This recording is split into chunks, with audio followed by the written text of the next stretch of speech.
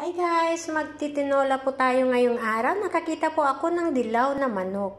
So guys, yung mga gulay na ating isasahog sa ating tinola, sayote, patatas, carrots, garlic, celery. Dahil wala po akong lemongrass, so celery na lang po ang ilalagay ko, onions, tomatoes po, at saka sitaw. So, mag-uumpisa na po tayo.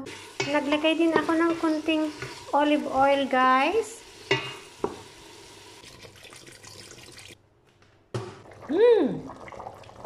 Ang sarap-sarap. Ang sarap-sarap.